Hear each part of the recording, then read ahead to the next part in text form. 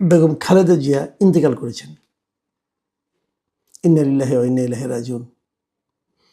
আজ ভোর 6টায় ever care হাসপাতালে ওনার মৃত্যু হয়।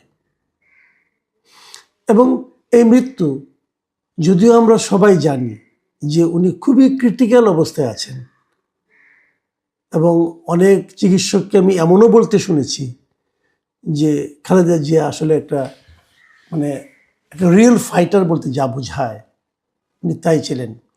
ওনার শরীরের একটা একটা করে অর্গান কোলাপস করছিল, কাজ করছিল না, তারপরে উনি, আমি এর মধ্যে একজন ডাক্তারের একটা ফেসবুকে একটা পোস্ট দেখলাম, উনি যুক্তরাষ্ট্রে দীর্ঘ 22 বছর ধরে এ ধরনের রোগীকে ট্রিটমেন্ট দেন, এবং উনিও বলছিলেন যে কোনো কোনো ক্ষেত্রে মেডিকেল সায়েন্সকে পর্যন্ত উনি ব্যর্থ করে দিচ্ছিলেন। মেডিকেল সায়েন্সে এই ধরনের রোগীর বাঁচার কথা না, কিন্তু তারপরে উনি দীর্ঘদিন কিন্তু সেই ফাইটটা জারি রেখেছিলেন। এবং এটা কিন্তু আরও কয়েক বছর আগে থেকেই চলছিল। মানুষের জীবনে কত রকম উত্থান পতন আসে, আমরা খালেদা জিয়ার জীবনে সম্ভবত তার সবগুলি দেখেছি। উনি একদম গৃহবধূ ছিলেন, একদম গৃহবধূ থেকে উনি প্রধানমন্ত্রী হয়েছেন। উনি রাজনীতিতে আসতে চাননি, কিন্তু সেই সময়টা আমার মনে আছে, আমি তখন ইউনিভার্সিটির স্টুডেন্ট ছিলাম। রাজপথে আমি খালেদা জিয়াকে খুব কাছে থেকে দেখেছি, এবং উনি গৃহবধূর মতোই ছিলেন, সাধারণ মানুষের সঙ্গে মিশতেন। এবং আমি দেখতাম যে অবস্থান ধর্মঘট হতো, উনি রাজপথে এই রোদের মধ্যে একটা পত্রিকা বিছিয়ে হতে বসে থাকতেন। আমার নিজের চোখে দেখা এগুলো। সেখান থেকে উনি প্রধানমন্ত্রী হয়েছেন এবং অনেক কিছু করেছেন। আমরা যদি ওনার জীবনটাকে একটু দেখি, আপনারা দেখবেন 1945 সালে ওনার জন্ম, 91 সালে উনি প্রধানমন্ত্রী হয়েছেন। এর আগে 81 সালে ওনার স্বামী মারা যাওয়ার পর উনি কিন্তু অনেকে হয় না যে মারা গেল তারপরে সবাই এনে ওনাকে বসিয়ে দিল, তা কিন্তু হয়নি। 81 সালে ওনার স্বামী মারা গিয়েছে, উনি দলের দায়িত্ব নিয়েছেন 84 সালে। এর মধ্যে বিচারপতি সাত্তার ছিলেন বিএনপির চেয়ারম্যান। উনি প্রথমে মেম্বার হয়েছেন, তারপরে ভাইস চেয়ারম্যান হয়েছেন, তারপরে উনি দলের দায়িত্ব নিয়েছেন, সেটা 1984 সালে। এবং তারপরে 6 বছর পর, 7 বছর পর নানা রকম টর্চারের মধ্যে উনি ছিলেন, কিন্তু গৃহবন্দী ছিলেন, অনেক কিছু ছিলেন।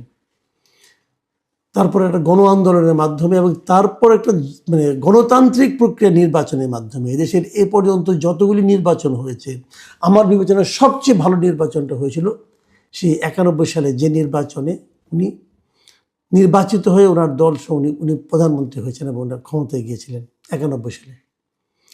96 সালে অবশ্য ওনার একটা বিতর্কিত নির্বাচন ছিল, সেই নির্বাচনের মাধ্যমে উনি প্রধানমন্ত্রী হয়েছেন। অনেকে বলে যে উনি 3বারে প্রধানমন্ত্রী কিভাবে, তো তারা ভুলে যায় যে 96 সালে একটা ছোট এক নির্বাচন হয়েছিল, অল্প সময় ছিল সেটা স্থায়িত্ব, কিন্তু অল্প সময় থাকলেও এই অল্প সময় এটা একতরফা নির্বাচন ছিল। ওই নির্বাচনে আওয়ামী লীগ অংশ নেয়নি, কিন্তু সেটা একতরফা নির্বাচন হলেও সেই নির্বাচনের মাধ্যমে গঠিত যে সংসদ, তারাই কিন্তু তত্ত্বাবধায়ক সরকারের যে ব্যবস্থাটা সেটা সংবিধানে সংযুক্ত করেছিল, সংবিধান সংশোধনের মাধ্যমে। কাজে এটাকে আপনি যদি একদম উড়িয়ে দেন, তাহলে তো সেই তত্ত্বাবধায়ক সরকারের অন্তর্ভুক্তিটাই আপনার কিন্তু গুরুত্ব পায় না। এই গুরুত্বপূর্ণ কাজটা কিন্তু ওই সংসদের মাধ্যমে করেছিলেন। তারপর উনি 2001 সালে আবারও গণতান্ত্রিক প্রক্রিয়া নির্বাচিত হয়েছিলেন। এরকম একটা বর্ণাঢ্য ব্যক্তির জীবনে শেষের সময়টা খুব কষ্টে কেটেছে। যে 2টো মামলায় ওনাকে জেল দেওয়া হয়েছিল, সেগুলো নিয়ে আলোচনা যত কম করা যায়, আমার মনে হয় বিচার বিভাগের প্রতি ততটা সম্মান দেখানো যায়। এভাবে যে বিচার হতে পারে ভাবাই যায় না। একজন সাবেক প্রধানমন্ত্রীকে যে সমস্ত কারণে, যে সমস্ত লজিক দেখে জেল দেওয়া হয়েছিল নিম্ন আদালতে, এবং বিস্ময়কর হলো উচ্চ আদালতে যে সেটা বেড়ে গিয়েছিল সাজার মাত্রা। যাই হোক, সেগুলো অন্য হিসাব। তারপর উনি দীর্ঘদিন অসুস্থ ছিলেন, গৃহবন্দী ছিলেন। তো এই সমস্ত ঘটনা আমরা দেখেছি, এবং আমি নিজে এখনো মনে করি, এবং তখন আমি বলেছিল, এগুলি যতটা না বিচার ছিল তার চেয়ে বহুগুণ বেশি ছিল ব্যক্তিগত রাজনৈতিক প্রতিহিংসা। আমি বলবো বাংলাদেশের ইতিহাসে ভয়ঙ্কর রাজনৈতিক প্রতিহিংসার শিকার যদি কেউ হয়ে থাকেন, বেগম খালেদা জিয়া হয়েছেন। তারপরে ওনাকে কখনোই আপোষ করতে দেখিনি। 2024 নির্বাচনেও কিন্তু ওনারা আপোষ করেননি। অনেক আপোষের প্রস্তাব এসেছিল, করেননি। বেগম খালেদা জিয়ার জন্য সর্বশেষ এমন এক সময় উনি গেলেন যে ওনার যিনি প্রধান রাজনৈতিক প্রতিপক্ষ ছিলেন, যার রাজনৈতিক প্রতিহিংসার শিকার উনি হয়েছিলেন, তার রাজনৈতিক এবং শাসনতান্ত্রিক পতন কিন্তু বেগম খালেদা জিয়া দেখে গিয়েছেন। এটা হয়তো ওনার মনকে সান্ত্বনা দিয়েছে, শান্তি দিয়েছে কিনা আমি জানি না, কিন্তু উনি এটা দেখে গিয়েছেন। তারপর উনি সম্মানিত হয়ে গিয়েছেন। শেষ দিকে উনি অসুস্থ থাকলেও উনি কিন্তু একাধিক অনুষ্ঠানে, শেখ হাসিনা সরকারের পতনের পর একাধিক পাবলিক প্রোগ্রাম ওনাকে দেখা গেছে। যদিও বলা হয় যে শেষবার যখন উনি সশস্ত্র বাহিনী দিবসের অনুষ্ঠানে গেলেন, এই যাওয়াটাই নাকি ওনার রোগ বৃদ্ধির কারণ হিসেবে অনেকে চিহ্নিত করেন, যে যাওয়াটা তার উচিত হয়নি, কিন্তু উনি তবুও গিয়েছিলেন। যদিও শুনি যে উনি নাকি নিজের আগ্রহে গিয়েছিলেন। অনেকের সঙ্গে দেখা হয়েছে, অনেককে উনি দেখেছেন, এবং উনি একজন সরকারের কোনো অংশ না হওয়া সত্ত্বেও উনি কিন্তু সেখানে সবচেয়ে সম্মানিত ব্যক্তি হিসেবেই উপস্থিত ছিলেন। যাই হোক, উনি এমন একটা সময় গেলেন যখন নাকি আরেকটা জাতীয় নির্বাচন একদম সামনে, ঠিক 1.5 মাস পরে এক নির্বাচন হবে। এবং আমার কাছে একটু অস্বাভাবিক লেগেছিল যে এই নির্বাচনে ওনাকে তার দল একাধিক আসনে প্রার্থী করেছে, এবং মনোনয়নপত্র দাখিলের সময় নাকি ওনার টিপসই নিয়ে মনোনয়নপত্র দাখিল করা হয়েছে। আইসিইউতে থাকা একজন লোকের টিপসই নিয়ে মনোনয়নপত্র দাখিল করার কী প্রয়োজন ছিল এটা আমি জানি না, কিন্তু এটা নিয়ে আমি গতকালকে একটা কন্টেন্ট করেছি। আমি মনে করি এই রাজনীতিটুকু ওনাকে নিয়ে না করলেও হতো। আমি ওনার দলের সমালোচনাই করছি এই ব্যাপারে। বেগম খালেদা জিয়াকে বিভিন্ন বিশেষণে অভিহিত করা হয়, দেশনেত্রী বলা হয়, অনেকে দেশনেত্রী বলেন, আপসীর নেত্রী বলেন, অনেক কিছু বলেন, তার দলের লোকজন বলেন। আমি মনে করি বাংলাদেশের রাজনীতিতে এই মুহূর্তে শেষ পর্যন্ত উনি বাংলাদেশের রাজনীতিতে একজন অভিভাবক হিসেবে ছিলেন।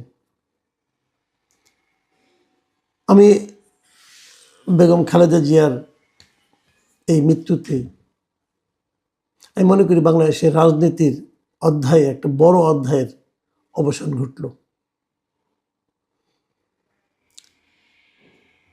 বিএনপির যিনি প্রতিষ্ঠাতা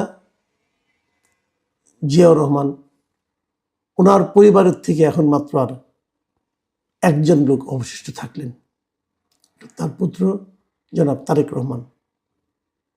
খালেদা জিয়াকে কিন্তু জীবিত থাকাকালীনই তার কনিষ্ঠ পুত্র আরাফাত রহমান কোকর মৃত্যুকে সহ্য করতে হয়েছিল,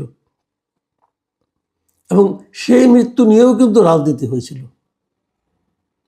একটা নারী, একজন মা, তার জীবনে কি পরিমাণ কষ্ট হতে পারে। তার সন্তান একদিকে, সন্তানের লাশ তার সামনে, তখন তাকে নিয়ে রাজনীতি হচ্ছে, বিতর্ক হচ্ছে, এটাও তাকে সহ্য করতে হয়েছিল। কিন্তু আমরা চাইবো, আমি ব্যক্তিগতভাবে চাইবো যে বাংলাদেশের রাজনীতিতে এই ধরনের অপরাজনীতি এখন আগামী দিনে আমাদের আর দেখতে না হয়। আমরা একটা শান্তিপূর্ণ দেশ চাই, আমরা একটা ঐক্যবদ্ধ দেশ চাই, আমরা একটা ঐক্যবদ্ধ জাতি চাই। ওনার একমাত্র জীবিত সন্তান জনাব তারেক রহমান সেই লক্ষ্য অর্জনের ক্ষেত্রে ওনার জীবনের বাকি সময় সক্রিয় থাকবেন, এটা আমাদের প্রত্যাশা। সেই সঙ্গে বেগম খালেদা জিয়ার জন্য আমাদের দোয়া রইল। আল্লাহর কাছে ওনার আত্মার মাগফিরাত কামনা করছি। আল্লাহ ওনাকে বেহেশত নসিব করুন, এই প্রত্যাশা থাকলো। আপনারা সবাই বেগম খালেদা জিয়ার জন্য দোয়া করবেন, এটাও আমার প্রত্যাশা।